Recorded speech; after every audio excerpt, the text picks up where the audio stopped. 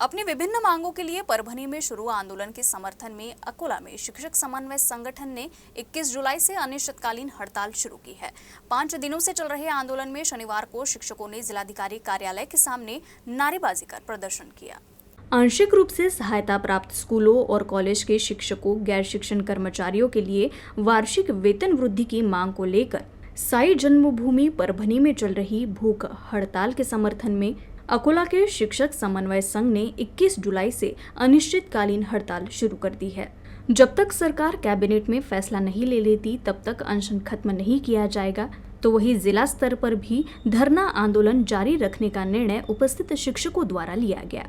धरना आंदोलन को कांग्रेस के पूर्व विधायक बबन राव चौधरी, साजिद खान पठान, अंबादास मानकर ने समर्थन दिया है।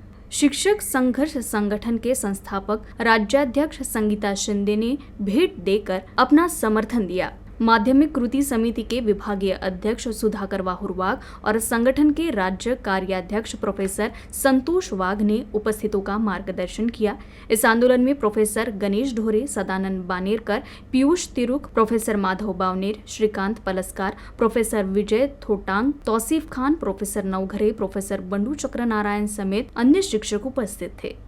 शिक्षण समन्वय संघाचे महाराष्ट्रामध्ये प्रत्येक जिल्ह्यामध्ये आंदोलन सुरू आहे। याचं कारणही महत्त्वाचं आहे। अनेक वर्षापासून विना वेतनाने काम करणारे प्राथमिक, माध्यमिक आणि कनिष्ठ महाविद्यालयाचे शिक्षक, खरं तर या शिक्षकांना प्रचलित नियमानुसार अनुदान मिळायला पाहिजे, परंतु तरसू शासन अनुदान देत आहे।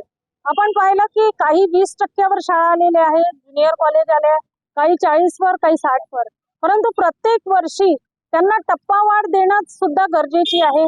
तसं 1 जानेवारी 2024 पासून पुढील टप्पा देणं गरजेचा होता, पण सभागृहामध्ये शिक्षण मंत्री दीपकजी केसरकर साहेबांनी सांगितलं की आम्ही हे अनुदान देऊ, परंतु डिसेंबर मध्ये अनुदान देऊ, जून महिन्यापासून।